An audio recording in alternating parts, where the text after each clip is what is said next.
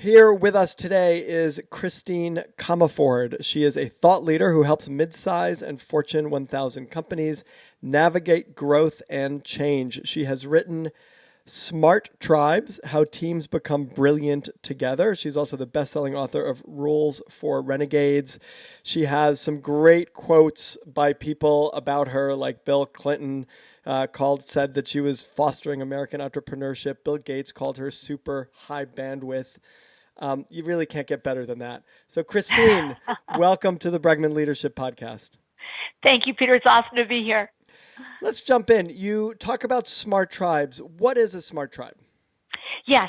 So a smart tribe is when we have a group of people working in what we call their smart state. So there are two states. There's critter state, where we're like an animal, safe or not, dead or not, where we're in fight, flight, freeze. And that's when we have also technically known as amygdala hijack. And then there's the smart state, where we're working with all the parts of our brain. And if we get a flame email, we say, oh, well, Joe Blow is having a bad day. It's not going to affect me. But we find that in business, so often leaders unintentionally send their people into their critter state, and we have people performing way below where they could.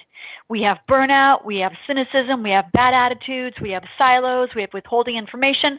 All of those are signs that we have people in their critter state. We're not getting the best from our people because somehow we're causing fear in our culture. So I've seen that all the time, right? And it actually comes from not a bad place from the leader's perspective, meaning they're scared. They feel like everyone's jobs are at risk. And so what they're doing is conveying that to everybody else. They're kind of passing down that fear. But what you're saying is that what we have to solve for is we have to shift from an organization of scared people to one of engaged and interested and positive people. Yes.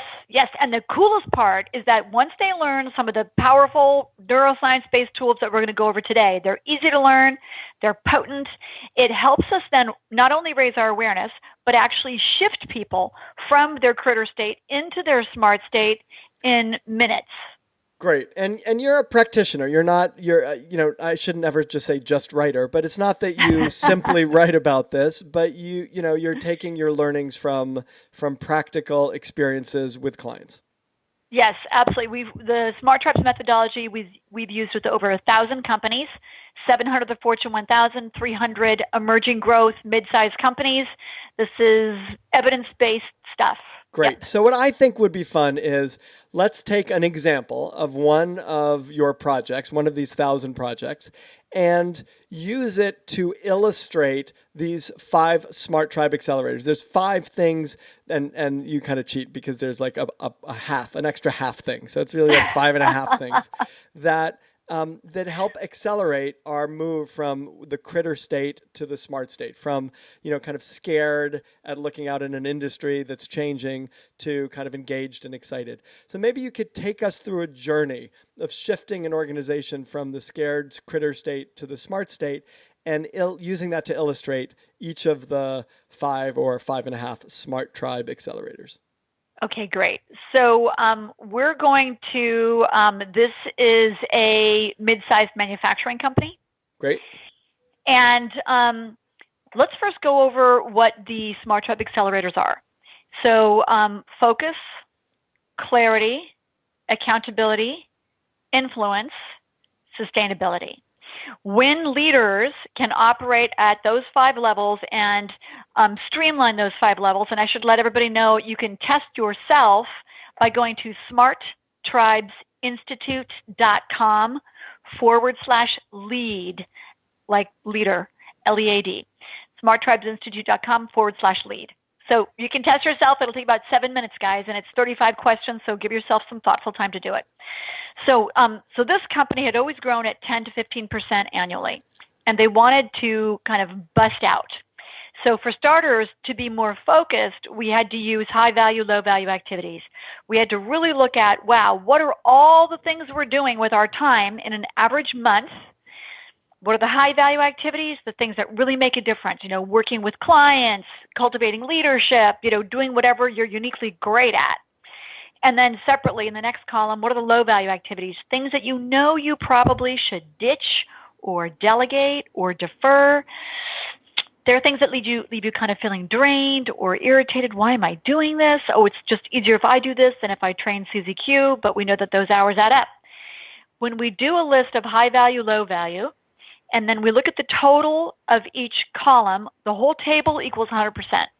So if you have 100% for the high value, low value combined, maybe you have, 40% low value, 60% high value, whatever is true. That actually sounds ambitious. That most people I know have much lower high value activity than low value activity.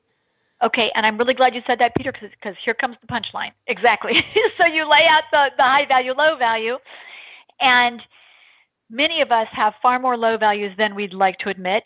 It's a critter state meter. Check this out. If we have 70% or more high value activities, hooray, we're spending more time in our smart state.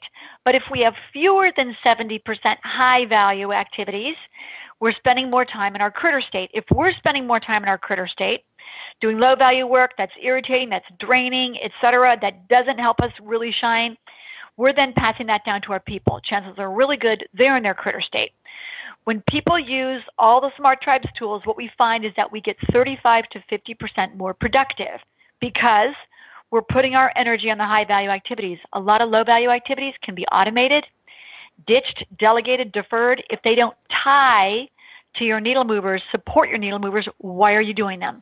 More needle movers in a couple of minutes. Great. So is that connected to focus? Yes.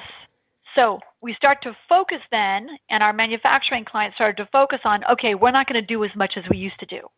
We're going to focus in and do the high value activities and put our energy there. That is one of the ways that they got the result that I'll tell you about in just a few minutes. So let me ask you a question. If we're already in our critter state, isn't it hard to let those things go? Because when I think of the low value work that I do, yes, it's annoying, but sometimes it's comforting because the high value work leaves me in a space of a lot of ambiguity. I'm trying to make decisions. The high value work is high value and so challenging and difficult and without a clear answer. But yet when I reconcile my bank account, that's actually not very high value work. Somebody else could do that. But there's a right answer. There's a yes or no. Things add up and it's easier. So if I'm already in my critter state, to spend more time in my high value work absolutely makes sense. But I imagine it would be really hard to get there because it's unbalancing in a certain sense. Does that make sense? Okay, I see where you're going. So here's the thing. We all have certain things that we do that actually are recovery type tasks. Like for me, sometimes I like to open the mail. It's kind of fun. I don't want to do it on a regular basis, and I don't want to balance my checkbook and somebody else does that. But there are certain tasks that I do that are low value but are okay. I'm okay to have 15% low value activities. No one can have 100% low value activities. Right. It's just not honest. Right. So I always strive for 80, 85% high value activities. The rest are low. Some of the low value activities support the high value activities coming to be. So, example, salespeople are always saying, Christine, I don't want to put data in the CRM. It's a low value activity. And I say, tell me the following. How important is pipeline visibility? High value, low value? Oh, high value. How do I get pipeline visibility? Well, I have to have the right data in the CRM. Thank you. So maybe putting data in the CRM is not a low value activity. Right. Or we can start using voicemail to put the data in, and we can have an admin type the data in, but the data's got to get in or we're not going to have pipeline visibility. Right. So whatever you need to shift out of critter state. For instance, when we're in critter state, fight, flight, freeze, amygdala hijack, our system is flooded with norepinephrine. We have no enzyme in our body to break down norepinephrine, which is why we're here. If we could break it down easily, the cave people before us wouldn't have been able to run so fast to escape the saber-toothed tigers. It's not a bad thing. But when we are flooded with norepinephrine, we must start to get it out of our system. So if we're super in critter state, take a moment, do 7-7-7 breathing, 7 inhale, 7 hold, 7 exhale. Do 7 of those, and you're good. Because the cardiovascular system is how we start to break down norepinephrine. Or do 15 vigorous jumping jacks, or take a walk around the block. We have to get some physical movement to start to break it down. Great. Great. So we physically change the state of our body by physically changing the state of our body. Yes. Right. And Yes. we do it through, we don't do it by just focusing on the high value activities. Sometimes we need to manage our own presence so that we can focus on the high value activities. Yes, and every year we don't send out holiday gifts. We send out a gratitude gift to all of our clients, and this year what we're sending out is a process to make sure that our folks can shift out of resistance to choice. So for example, when we're resisting something and we're really irritated about it, that puts us in critter state. So this year we're sending out a 15-minute process that takes you through what we call maneuvers of consciousness to go from resisting and negative evaluation to curiosity to amazement to full appreciation. You can shift your entire emotional state in 15 minutes. We show them exactly how. That's great. So then once the manufacturing company zoomed in and started focusing in and focused on high-value activities, then they had to say, hey, wait a second. Let's find out who we are. Let's get really clear on who are we as a tribe. The vast majority of companies I work with do not have an emotional foundation. When we come in to a company of any size, we're surprised at how the mission, vision, values are not emotional. When we have really emotionally charged, passionate mission, vision, values, a mission, a purpose that matters, a vision that's a cool place that we're going together, that's aspirational. When we have values that tell us what the tribal code is and how we will know that we are being a good tribe member, then we get clarity, we understand kind of who we need to be here, we understand where we're going. It makes all the difference. We can boost emotional engagement. The part of the brain, the hippocampus, where we have learning, where we have memory, is all about attaching emotion to them. Think about your life. The most powerful emotional or memories that you have are tied to a positive or a negative emotion. People don't remember their company values because they're not emotional. People don't remember their company mission and vision because they're not emotional. Right. So it's our job as leaders to tell powerful stories to help people aspire and have insights. So once we have powerful mission, vision, values, now we know who we are together. We know what the code of conduct is. Makes all the difference. Now we can actually come together as a cohesive tribe instead of being a bunch of individuals that are just working in the same office. Clarity. You also talk, and I was in this part of the book really interested in, there's these sort of 5 types of communication that you say only 2 drive results, right? Info sharing, debating and decision making, sharing oneself, requests and promises. And it's the requests and the promises that I guess we need in the context of the vision, mission, values that allow us to move forward as an organization. Will you do this for me by 8 a.m. Friday? Yes, I will. Or no, I won't, but I can do it by noon on Monday. Okay, yeah. So often we don't have the handshake. A lot of leaders do what we call drive-by delegation. Hey, will you do that for me? No questions, goodbye. And the person's like, what just happened? So it's clarity, it's big picture clarity, but it's also very specific small picture clarity. In communication. And it's also right. The congruence of, is the person being congruent? Is the way that they are communicating congruent with their body posture, gesture, vocal tone, pace, pitch? Because we know from Moravian's research, only 7% of our communication is the content. Okay? We've got 55% is the body posture, gesture, 38% is the vocal tone, pace, pitch. So if we say, oh yeah, that was a really good presentation. Who cares what the content is? Right. I don't believe that person. Right. Right. But if they say that was a really good presentation, I believe them. As a leader, we've got to be congruent. Make sure that your words and your body posture, gesture, vocal tone, pace, pitch line up, or you're going to break trust. You're going to break that safety, belonging, mattering that's so rich and important in the culture. I wonder if it has to be consistent with a societal norm or whether it has to be consistent with your norm. Meaning, I know people who are very mellow who would actually say, hey, that was a great presentation. And you would look at them, and in society, you would say that doesn't sound very exciting. But for this person, you would go, wow, that's the biggest compliment I've received from this person in 10 years. And I guess the question is how much of this in your research or your experience is societally based versus how much of it is individually based?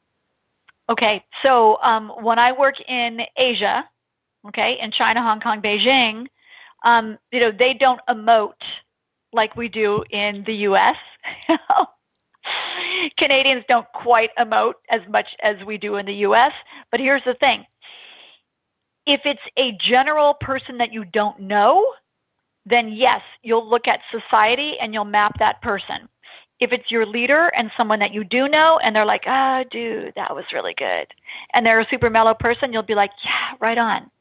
So it depends on the context. Got it. Is this someone I know, and I have a frame of reference, or is this a stranger? If it's a stranger, look at society. As leaders, when we're expressing ourselves, we have to be thoughtful about, are we expressing ourselves with people that we know and who know us, or do we have to actually understand societal norms and play to those norms in order to really convey the energy and enthusiasm that we want to? Exactly. So when I'm in China, I'm more kind of intellectual and serious, and I throw lots of facts out, whereas in the U.S. I can emote and just frankly be who I am. Right. Yeah. Got it. All right. Number 3, what do you do with the manufacturers around accountability? Needle movers. Woo! So here's where things break down. The leader says, will you do such and such? The owner, we're going to call them the owner, says, yep, I will. Request, promise. Yep, request, promise. But if there isn't tracking or if there aren't any consequences for dropping the ball, often we don't have high ownership and high accountability. So with the manufacturing firm, guys, you don't have to get fancy about this. We just set up a bunch of Google Sheets. Google Sheets are free, okay? We set up a whole set of Google Sheets where we had the needle movers. Now, the needle movers are like goals, but they're more effective. If you look at NYU's research, which is awesome because they validated it with our work, which is great. When we set a goal, we set a minimum acceptable performance. Target, what we want to get. Mind blower, the stretch goal. It would be awesome if we got it, but it's a stretch. When we set those 3 levels, based on your systolic blood pressure in your body, what your brain does is it says, minimum, I can totally nail that. Target, woo, I feel really excited about that. Mind blower, wow, that looks kind of hard. So we have a higher systolic blood pressure, which is the good kind of blood pressure. It's our focus and our readiness to act on that middle level of the 3 minimum target mind blower. So when we start to set our goals as needle movers that we talk about in Chapter 5 in Smart Tribes, we start to see people achieve their goals far more effectively. So here's the thing. We have to set up a tracking mechanism to make sure that people remember what their goals are, and check in. So we used Google Sheets with a manufacturing company. Everybody now is measuring their performance. They didn't really do it before. Everybody sees everybody else's. It's all very transparent. Everybody can see how Joe's affects Sue's and Sue's affects Karen's. And now people feel more connected because they get if they drop the ball, it really hurts the tribe overall. So having needle movers, laying out the minimum target mind blower improves goal achievement, and it moves that goal closer. And it's kind of perception. It's an extension of clarity to some degree, right? Because it's the clarity of consequences, it's the clarity of expectations, it's the clarity of the promises and the requests. And thank you for saying that, because also it supports focus, right? Because now we look back at our high value, low value, and we say, hey, these low values, they're not supporting my needle movers. Right. They're out. Because so often we do more work than we need to because there's an infinite amount of work. There are bright, shiny objects that are floating past all the time, and we have to stay focused. And if there's a bright, shiny object that we do due diligence on, and we really should do it, great. We've got to go back to our needle movers and revise and then affect our low value, high value. Great. Your next one is influence. Yes, influence. So here's the thing. To influence, to enroll, engage, align, to loop arms with people subconsciously and go forward to a win-win future, 2 tools make all the difference. 1, safety, belonging, mattering. We need to foster safety, freedom from fear, as much certainty as we can have in an uncertain world. Belonging, we're in this together, we're a tribe, equal value for everybody. Mattering, we see you, we acknowledge and appreciate your unique gifts. When we have that safety, belonging, mattering, we start to begin the process of what's called same as. If my creature brain, my reptilian mammalian combination, not my prefrontal cortex, the best part about being human, that's not online yet. If we can talk to the creature neurology and give it the experience of, I'm the same as you, I get what you want, I'm here with you, I'm next to you, we're equal, we get much better engagement. If we can layer on top meta-programs, discovered by Leslie Cameron Bandler in 1980s, very powerful. Once you learn meta-programs, you see them in advertisements all over the place. They're really popular in Madison Avenue.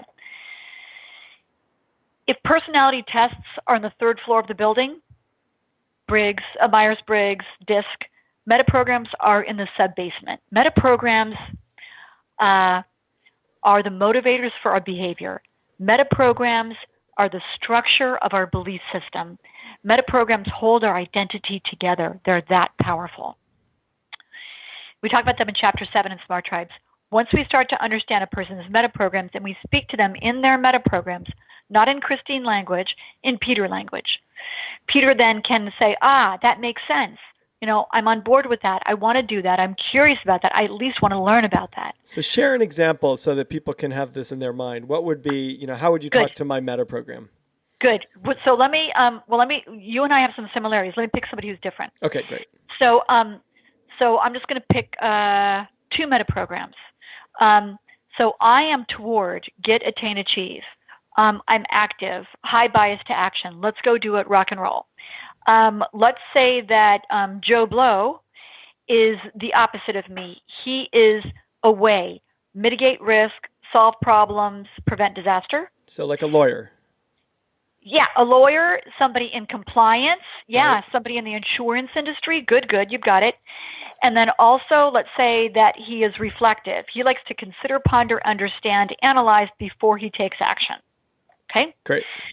So I would say to him, let me see, let's say that the behavior that we want to achieve with Joe Blow is,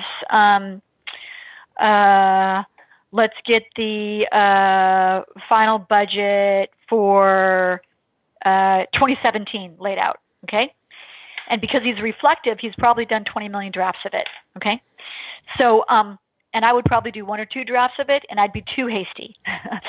So this is why Joe Blow and I would be a good team, right, on this particular project. So I'd want to say, I've really been thinking about the draft budget that you sent me.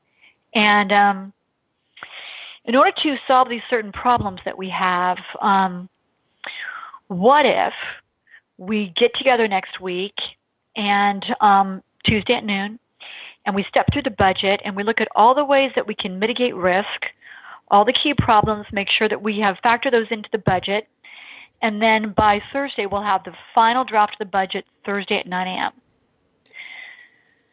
We have to drive him to finality.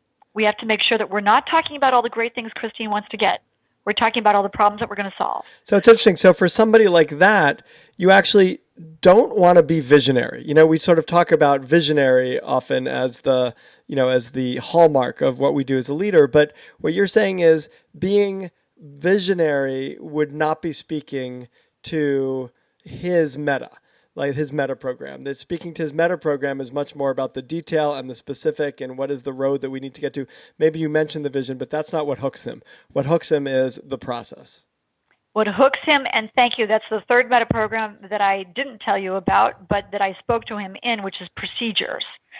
The opposite of that is options. The world is my oyster, lots of choice and possibility. He's not that way. We're talking about risk mitigation, solving problems, considering, pondering, understand, then taking action, and doing a proven step-by-step process. Got it. Now, if I used that with someone who was high action, decide now, get me what I want, goals, goals, goals, hurry up, the world is my oyster, they'd be like, Christine, you're slowing me down here. What are you talking about? Right. I don't feel any same as with you.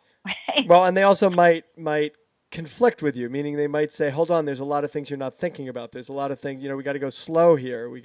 They might actually, not just you're slowing them down, but they may need to slow you down in order to make sure that all the, T's are crossed and I's are dotted. And they're not going to be having the experience of safety, belonging, mattering. They're going to be like, whoa, wait a second. We're not in this together. You're not getting my perspective. Right.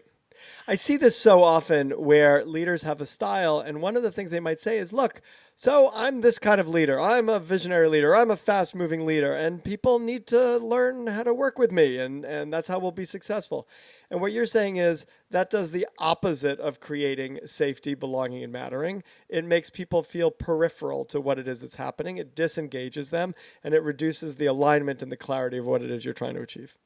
Okay, thank you for queuing up that perfect example. Let me give you a perfect example of exactly that.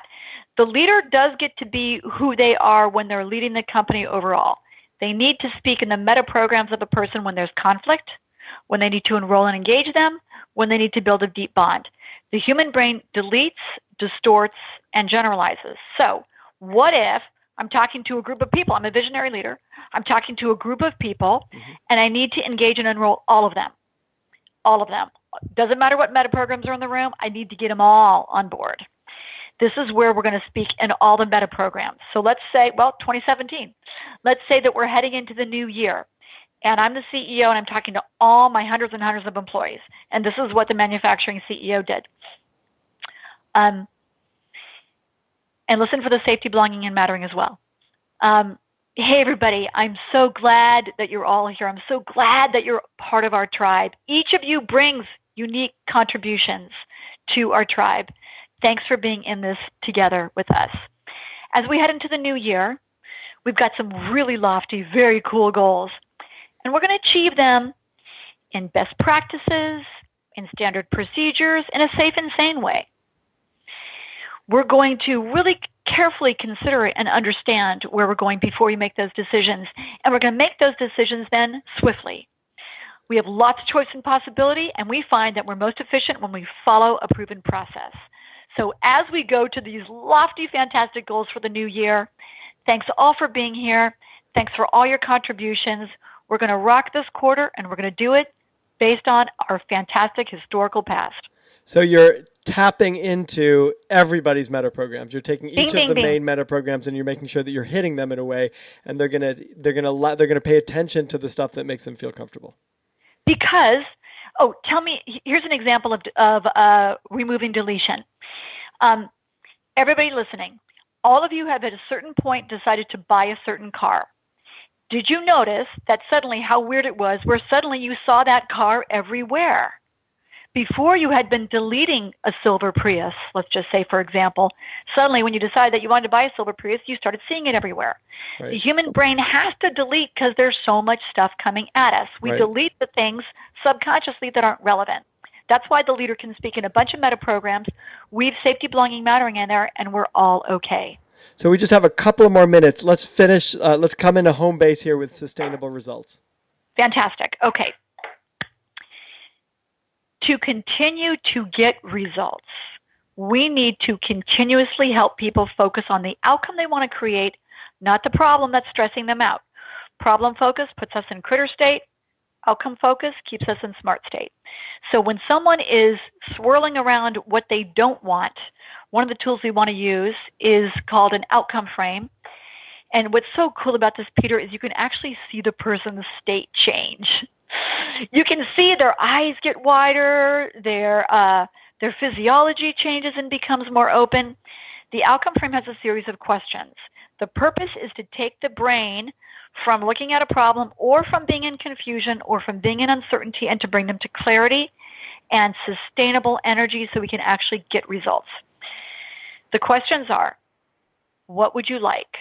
What would you like is something that you can create and maintain. What would you like? World peace. Too big. Okay, what would you like? Peace within myself. I can create and maintain that. So a sizable chunk that's realistic you can create and maintain. What would you like? What will having that do for you? When you have what you would like, what will you get? What are the benefits? How will you feel? We want to get as emotional as possible because we're pulling people into their desired state and we're helping their brain say, this isn't a dream, I can actually have this. How will you know when you have it? That's the proof. You can't just say, oh, it'll be a feeling. No. How will you know when you have it? And I'll give you an example in a sec. Fourth, what of value might you risk or lose? What's the trade-off going to be? And then fifth, let's make it short. What are your next steps? So example, what would you like? Oh, more strategic time. I really want that. Good. What will having that do for you? Well, I'll feel more engaged. I'll feel more energized. I'll feel like I'm really making a difference for the organization. I'll feel more peaceful. I'll feel more powerful. Good, good. How will you know when you have that? More strategic time. How will I know when I have that? When I have 2 hours every Friday morning to plan strategy. When I cut my meetings by 25%. When I get these three folks to rise up in leadership and take a bunch of my low-value activities off. Good. What value might you risk or lose? I'm going to have to resist the temptation to dive in and rescue. I'm going to have to not want to be in the weeds. I'm going to have to invest time in cultivating my people. Okay, yeah, there might be some ego risk there. I might not feel as important, temporarily during this shift. What are your next steps? Meet with the 3 people I want to offload work to. Set up a recurring appointment in Outlook to make sure I have my strategic time. Look at the meetings that I need to axe out of my calendar and put a point person in charge of running them. It's coaching yourself in very concrete ways to move forward on the stuff that's important to you. Yes, right. Yes. So what happened? What happened to the manufacturing company? So using these Smart Tribes tools, using Smart Tribe accelerators and a bunch of the other tools that are in Smart Tribes, really building a rich, powerful culture, really helping people rise up into leadership, we went from a historical 10 to 15% growth each year. In the first year, working together, 30% growth. They didn't hire a ton of extra people to get the 30% growth. They got their people in their smart state. If each of your people could be 35 to 50% more productive, what would that mean? That would mean you don't need the head count that you thought you needed. Let's take the people that we have and get them in their smart state so we can actually get more done. Higher top line, higher bottom line. That's great. Thank you so much, Christine Comaford. The book is Smart Tribes, How Teams Become Brilliant Together, and well worth the read. Christine, thank you so much for being on the Bregman Leadership Podcast. Thank you so much, Peter.